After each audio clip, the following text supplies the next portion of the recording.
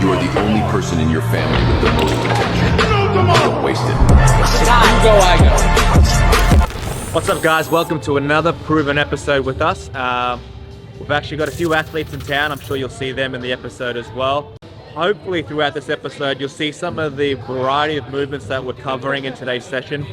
Just with the progression of the sport, seeing how that's evolving as well, and right in front of our eyes in the last 12 to 18 months. We've started implementing, I wouldn't say too far from what we generally or normally do, but there's one or two pieces that have been tweaked a little bit more, if that makes sense. And I'll talk more about that later. But for now, I hope you enjoy this, and I'll see you later.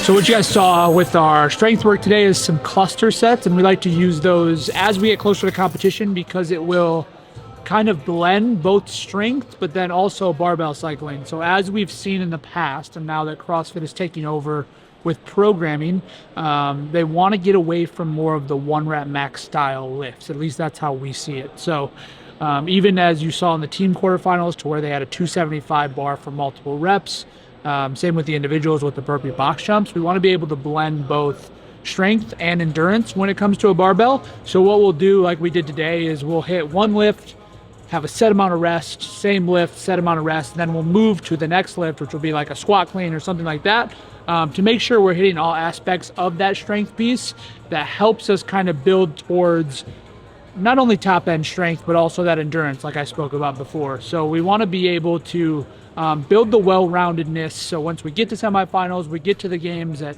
no matter what comes, we're ready for it. So we've got Olivia here with us this weekend as well. Probably her second visit since the Open. I want to express some of the things that we've been talking about with her as well. Big correspondent athlete as well, so meaning that we'd have daily discussions via text to make sure that we talk about programming. We have that already happening, obviously, but when she comes to the town, what I and the coaches want to do when she is here is just spend extra time watching individual movements and just critiquing or providing feedback in that. And I think especially with the age or the amount of time she's been doing CrossFit, a lot of the discussions are actually more, I wouldn't say basic, but it's more fundamental movements or cueing to happen as well. She's been a phenomenal athlete. She's excelled really fast through the ranks, which is great. But for me, it's like, okay, how do I work on the base foundation where we can see a lot of value? So if I can increase the base, the peak or the top point is a lot higher as well. A lot of it on a micro scale and day to day, it's just the nuance of the movement patterns and giving her one or two things to add in her diary so that when she goes home, she can apply them, adjust them, provide videos, and we can go through that relationship there. You're going to see Luke Holmes tonight? I am, Luke Holmes. So this is not Luke Holmes, if you can hear in the background, but we're going to Luke Holmes. We've been missing to see him for some time. So country, just if you ever know. And if you know me prior to the world of Nashville or Tennessee life, I didn't like country music to begin with. I say that proudly because I've turned 180. I'm all about the country now. Top three songs. Top three songs. Gotta be fast. No.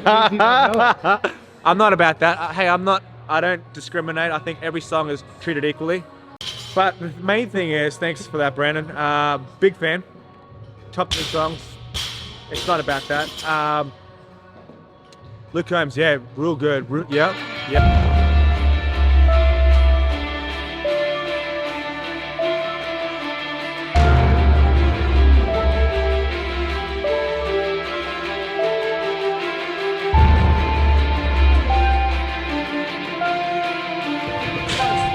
Drop your hips down.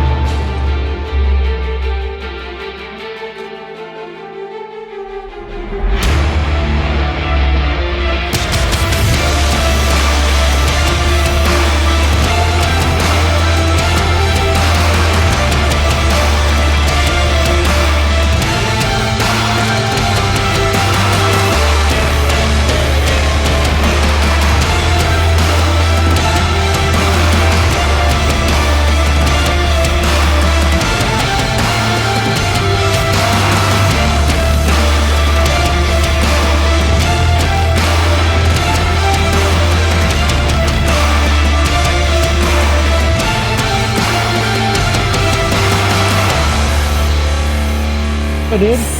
Oh, well, I followed directions. I came out as hot as I could That was the directions. and then survived the next 2 rounds. Did you fall off base though? Yeah, I dropped probably 20 seconds from 1 to 2, and then I dropped another 8 from 2 to 3. After you hit that point of being like, I'm kind of, Yeah, what is like the mindset to it? I didn't drop off much on the bike, went unbroken on the pull-up or chest to bar. It was really like, how long can you hold on to the bar? Just feeling my heart rate skyrocketing trying to cycle it. So like I went like 8 or 9 touch and go, 4, and then finish it on my first set. Then I went 5 touch and go singles, and I went 3 touch and go singles. So barbell cycling, fatigue, at max heart rate. How was that? Oh, that was good. That got so grippy. My forearms just feel so swollen. But it got the heart rate up. But the only thing that really got the heart rate up was the ski. So that was good, low impact. And then just with all the ring rows and all the pulling, jacked my forearms up so that barbell was like really hard to hold on to. But luckily it was Do you like, think labor's gonna be hard? from the stories, yes. I think it's one of the hardest, it sounds like it's one of the hardest things to physically go through. But then like everyone has such a different story too. Like I've read some like articles on women that have never felt pain before. So like what are they doing that the others aren't? And I think that it's going to be interesting. One of the biggest things that we've tried to implement now that we've kind of built out our competitive program, because we feel like that's kind of our roots, right? So one of the biggest growing communities in CrossFit is the Masters, because we're all going to get there one day, right? Like it's the never-ending age group that will always be a strong community. So we've actually had a great opportunity to have Dave Hippensteel in, because he's about 45 minutes away. He actually dropped in on his own, kind of introduced himself, and it's been a great person to meet, to get to know a little bit. And he's actually jumped in with our Masters community. He's on our Masters track, and he's been able to kind of add some value to our camp from an experience standpoint, and just like another personality that's just a great person to have around. So we're really excited to kind of help him in whatever way we can. He's actually following our Masters program to the T right now, which we've built out for not only competitive athletes, but anyone looking to compete past that 35 age group, to kind of lower that volume and keep your body in an optimal place, and keep those injuries down. So we're excited about that. I have no flashbacks. Flashbacks from the games? Oh yeah. But I could have done the friggin' crossover double unders. It was the single jumps I couldn't do. I couldn't do this at the CrossFit Games. Go figure. Couldn't do it.